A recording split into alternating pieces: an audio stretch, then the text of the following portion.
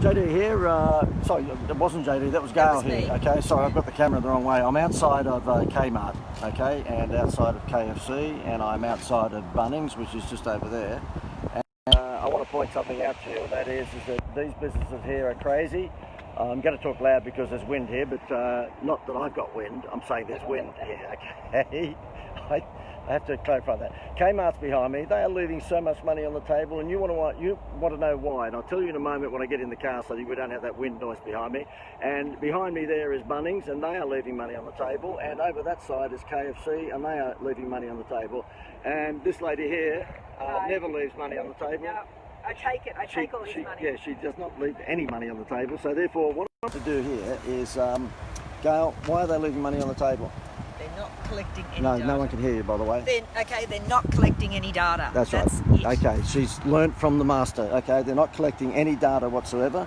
And I'll swing the camera around and let me tell you, as I get into the car so you can hear me, because this is very loud with the wind. Again, I want to highlight that it's not my wind, all right? Why are they leaving money on the table? Because Kmart and Kentucky Fried, which is just there behind me, and there's a McDonald's across the road, and there's Bunnings up the road, they do not collect anything beginning with D, and that's not dickhead, data. They are not collecting data, and I don't know why I'm screaming. Why am I screaming? I don't know. Okay, she doesn't know why I'm screaming. Okay. Now the thing is that if you are a business owner, and if you're not a business owner, keep scrolling. This is of no value to you if you're not a business owner. These gigantic hands here will be of no value to you whatsoever. You have to collect data, and I cannot believe. I mean, Bunnings and Kmart and Kentucky Fried. I mean, let's face it, they're all pretty successful businesses, so therefore it's very hard for me to criticise them in an overall sense. But how much money are they leaving on the table by not collecting who bought Kentucky Fried Chicken today, or who came into Kmart? And I don't know whether you've noticed in Kmart these days, and it's all over the internet, I don't know why the Kmart management don't wake up. Do you notice now that they've taken their cash registers from the front of the store and put a big circle cash register system in the middle of the store? The pilferage level must have gone up, but anyway, that's a little bitch and moan just off the subject. If they collected data, then when we went to Kmart today, they could actually email or text message us tomorrow and say, oh, by the way, look, you were in at Kmart yesterday, but yeah, you probably missed out on this special deal because we only launched it this morning. You can get bang, bang, bang, bang, bang, okay? Greg Mackay says to me on here, Gail, you really have to look at your Bunnings fetish. Your fetish, your Bunnings. You're an idiot. He loves Bunnings. I am the worst handyman in the world. Gail will tell you I'm the opposite from MacGyver. I do not know what to do with a hammer, and yet I could actually wander around Bunnings for a day, couldn't I?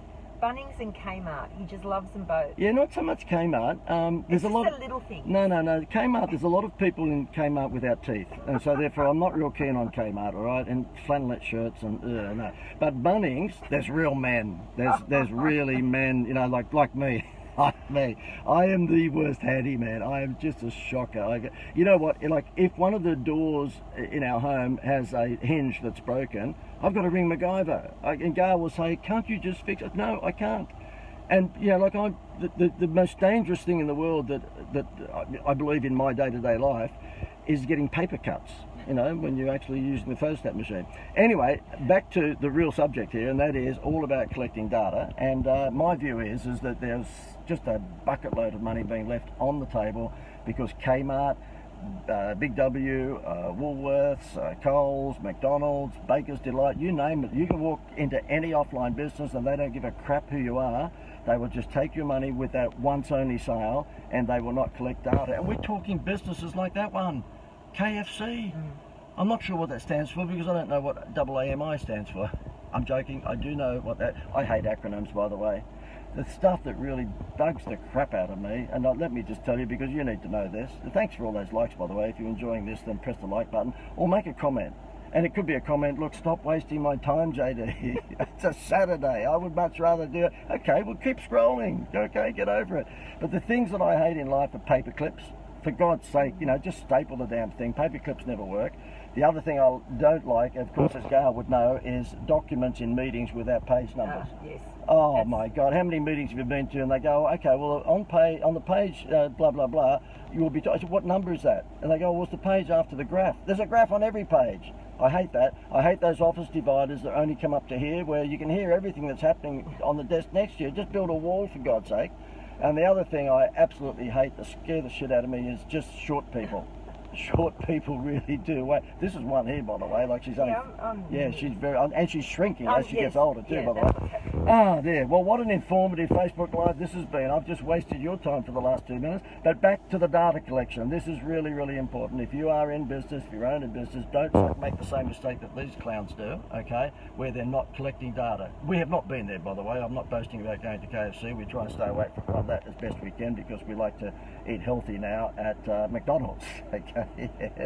What's the other one that we tried the other day there? It was Carl's Jr. Not a great experience, to be honest with you. I'm only joking. We only have the takeaway every now and again. But anyway, look, the thing is that isn't it silly that big businesses like Kmart and like Woolworths and like McDonald's and KFC and all those places are not collecting data? I can guarantee you that I could double the sales of any one of those businesses within a month. And I know that sounds very boastful. I'm sorry if I'm coming across like Gordon Ramsay without the F-bombs. But I could, and I've proven it time and time again when we've been able to convince restaurants to collect the data of their customers, and then we can send out text messages at 3 o'clock every afternoon to give them some special deal that night from Chef Pierre, that it doubles their trade within a month. We're talking, one restaurant that has been on board with me went from 2.3 million to just under 4 million in 1 year, because he collected data and then we showed him what to do with it. So for goodness sake, if you're in business, do not make the same mistake that Kmart, KFC, Woolworths, Baker's Delight, Coles, just about every bricks and mortar business makes, and that is they let you be a oncer. In other words, you buy once from them and then they don't care who the hell you are. Why could they not just have a name and address entry form, the cash register, for your chance to win a year's worth of Kmart goods, or a year's worth of restaurant once a week coming to the restaurant, or a year's worth, God forbid, Kentucky Fried Chicken. I don't know what you'd do with a year's worth of that, but anyway, you'd be the size of a house, of course. But the thing is that why don't they incentivize you to do that sort of to just give you details, name, email, and mobile number. And I'm going to ask my wife to find out whether or not she's been listening properly to all of my rantings over the last thousands of years that we've been married. Gar, can I ask you a question? If I said to you, this is for $1 million, by the way, can I say to you that what is the most important contact or piece of contact that we need to get in this day and age? Would it be, wait for it, you've got a couple of options. No, you just please, okay?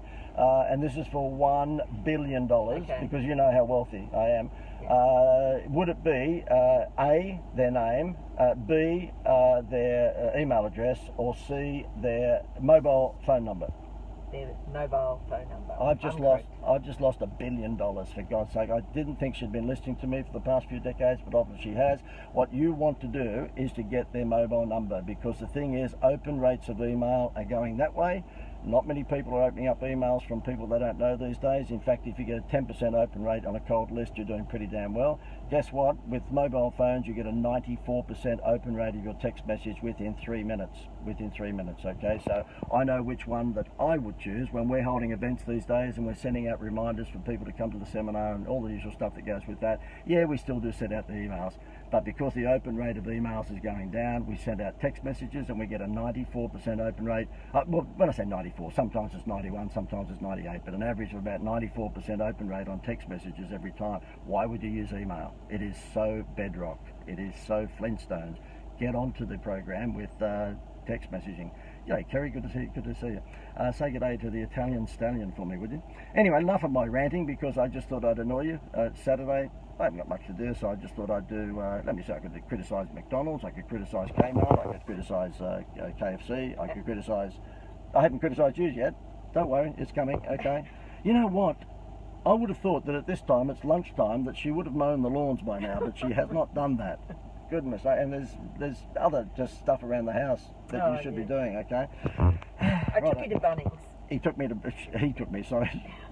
No, she took me to Bunnings. Just so they can wander. You know what's tragic is that I just wander around Bunnings with all of these other men that really know what they're doing, and I just want to be part of like that environment. I have no clue what I'm looking at. I don't know what to do with the wheelbarrow, a shovel. I don't even know how to spell the bloody shovel. So therefore, but it's just great to hang around with real men, real men who are buying stuff to do real men's business, and I'm just in there looking. You know what I do? There was a The only thing I bought from Bunnings last week, there was a little light switch that you just flick the switch, and Yeah, I you saw can, you. it's got a double-sided tape that you can put it on your wall, like it might be a night light for one of your kids' rooms or something, and you just flick it on and off, and the light, like it's like about the size of the palm of your hand, and it just comes on and off.